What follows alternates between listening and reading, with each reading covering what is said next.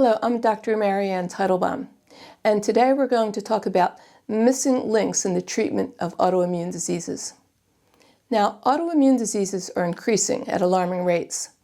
Everyone has their theories as to why this might be happening, and there's so many autoimmune diets and treatment protocols going around that it becomes confusing to the layperson as to which path to take.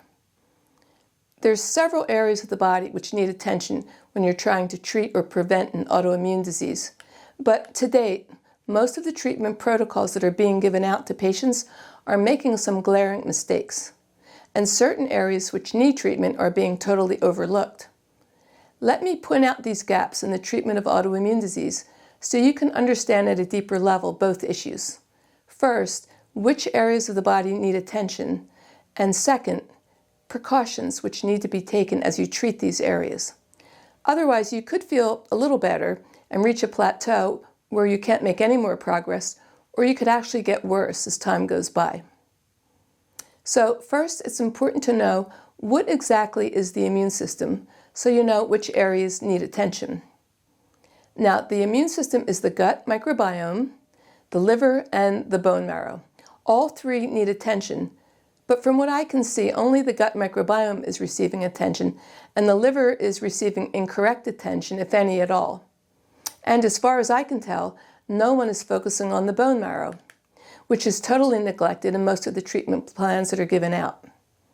So let's take a look at these three issues, and then I'll show you some pitfalls that you want to avoid. First, let's start with the gut microbiome, which consists of friendly bacteria that are overseeing some potentially bad guys, like pathogenic bacteria, Candida albicans yeast, fungus, viruses, and parasites. All these organisms actually play a role in our health, and they live in harmony with us, as long as the friendly bacteria, their surveillance team, remains intact.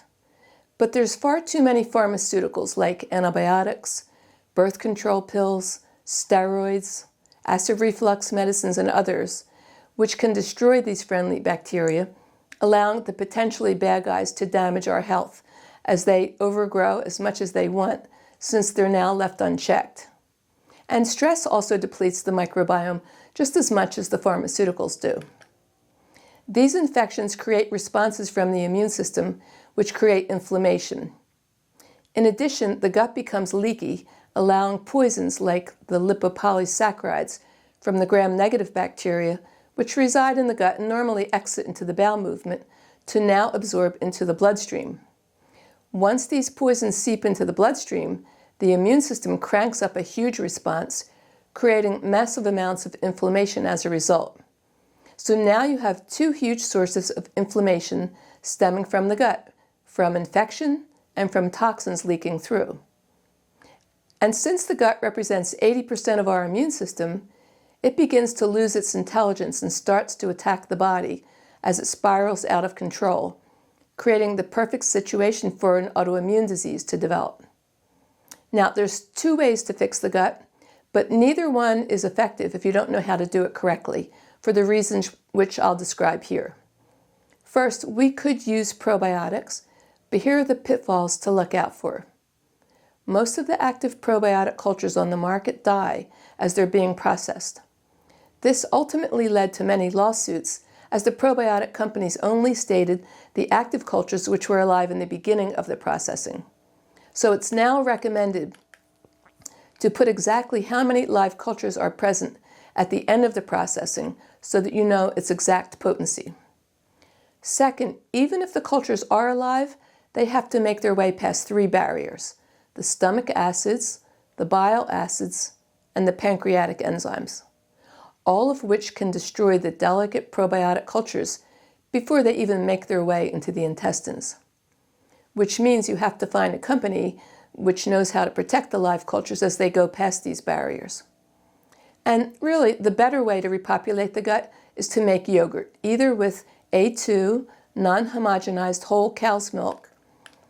If you are allergic to cow's milk, you could use goat's milk.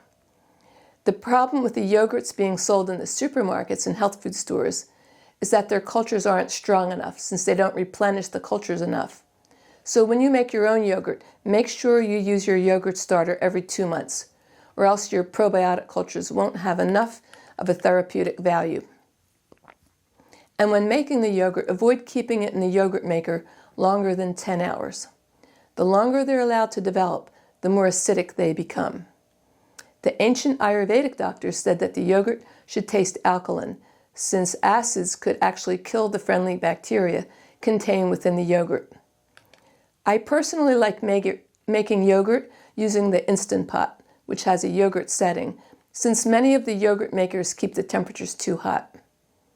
We also recommend making buttermilk from the yogurt, where you mix a 1/4 cup yogurt, 3/4 cup water, 1 pinch of ground cumin, and 3 cilantro leaves, blended for 1 minute. Sip on this in between bites of food at lunchtime only. The ancient doctors were so wise to recommend sipping on buttermilk in between bites of food, and it turns out that the food will protect the live cultures as they make their way past the barriers. Yogurt should only be taken at lunchtime because our digestive fires are too weak to properly digest it in the morning and the evening. This means that through the night, your capability of digesting food, known as the digestive fires, are out while you're asleep. In the morning, as the sun begins to rise, your digestive fires start to ignite. And by the middle of the day, when the sun's the highest in the sky, your digestive fires are the strongest. And then, as the sun goes down, your digestive fires also go down, which means that you should never take yogurt in the morning or the evening, since it's cold dairy, which could clog the physical channels of the body, since it's putting out the digestive fires that are trying to ignite. And this is also why we don't recommend drinking cold smoothies first thing in the morning. At the same time you fix the friendly bacteria in the gut, you have to build up the mucus layer in the gut. And this mucus layer is a substrate in which the friendly bacteria grow, and it too gets depleted from the pharmaceuticals that I previously mentioned. We recommend using slippery elm, marshmallow root, and deglycerized licorice, all of which are slimy, and they're great for building up the mucus layer. Eating ghee in the diet, raw honey, and lots of fiber in fruits, vegetables, grains, and beans also help to regrow the friendly bacteria by giving food for the friendly bacteria to eat. Watch my video on butyrate so you can learn which foods to eat to promote the growth of this short-chain fatty acid, which has the capability of also building up the mucus layer. Next, in our treatment of autoimmune diseases, we have to take a look at the liver, since this also plays a huge role in our immune system's responses. Most people know we need to clean the liver, but this is where everyone makes huge mistakes, which can backfire on you, creating more of an autoimmune response. The problem is that the liver is the main filter in the body. So the blood comes in dirty and it leaves clean. But in this modern age, it's overwhelmed by all the 80,000 chemicals that we've surrounded ourselves with in the food we eat, the pharmaceuticals we take, and the environmental pollutants, which are everywhere. So yes, we are correct to say that the liver needs to be cleaned like any other filter. But the trick here, and this is very important, when the liver is holding on to a lot of toxins, it becomes very hot and reactive, also allowing inflammation to spread from the liver into the whole body, since the liver makes the blood from the food we eat. This means that when we clean the liver, we need to keep it cool at the same time, which also means that most of the herbs which clean the liver, like milk thistle, dandelion, burdock root, and even our Ayurvedic herbs such as guduchi, kutki, and several others, will heat up the liver as they clean it. In fact, milk thistle is the worst of all of these, and it's the most common herb I see many people take when they have an autoimmune disease. In my practice, we use an herb called Bhumi Amalaki, or Bhumi Amla for short, since it's the only herb that can clean the liver and keep it cool at the same time. The ancient doctors of India said Bhumi Amla would take care of the liver like a mother, nurturing it as it cleans it, unlike milk thistle, which tortures the liver as it squeezes the toxins out, heating it up along the way and thrusting you deeper into your autoimmune disease. We also use herbs to regenerate liver cells, especially if you grew up eating white refined processed sugar or refined vegetable and seed oils, which turn into poison when you cook with them. And since everything you swallow is being processed by the liver, because it's also the seat of digestion, these oils and sugar end up damaging the liver, creating scarring in many of the liver cells, and fatty liver in many people who don't even drink alcohol, which is also famous for causing a fatty liver. And finally, the third part of the immune system is the bone marrow. This is where the immune system cells are born, so we want to make sure no toxins enter here. In Ayurveda, the bone marrow is considered one of the deep tissues, hidden inside the bone, preventing toxins from entering. However, many pharmaceuticals make a beeline for the bone marrow, and every day when you step outside and breathe in the air pollution, these chemicals also go into the bone marrow, as do pesticides and many other chemicals. So you need to clean your bone marrow with remedies which also keep the liver cool.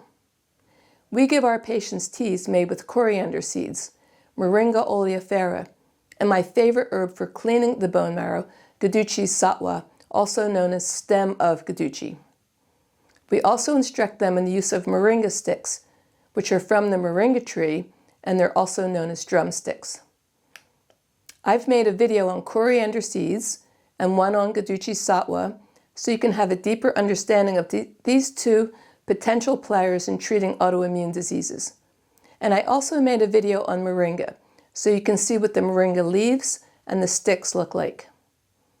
There are also many other things to consider, like the diet, the bedtime, daily routine, and then the seasonal cleansing techniques, which you should be doing every spring and fall.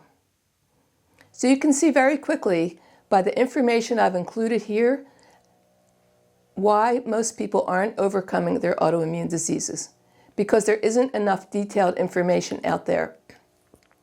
This is because most of the Western world does not have an ancient tradition of healing, and they're trying to heal people with nutraceuticals, which are the toxic version of the real thing. Nutraceuticals are the synthetic vitamins which are being recommended by many practitioners, since most modern cultures haven't ever figured out what herbs they have available to them and the correct use of those herbs. I made this video because the vast majority of the patients I see do have autoimmune diseases and are getting worse due to these insufficient and incorrect treatment protocols, which do not pay correct attention to the liver and no attention paid to the bone marrow. Instead, people are being given lots of remedies to take without any knowledge of the fact that the patient will feel worse on them, as their beleaguered liver has to now contend with either herbs that are heating it up even more or nutraceuticals which are highly toxic to the liver. They just sound good because they were originally discovered in food. The mistake we made that we thought we could make them in a lab by isolating the active ingredient out of it, the food, as if the active ingredient is the only thing in the food that has any value. I hope this information gives you some deeper insight into the correct way to treat your autoimmune disease. I discuss all of this and more in my new book, coming out in 2026 by Inner Traditions Publishing Company. Stay tuned for more details on the book. Thank you.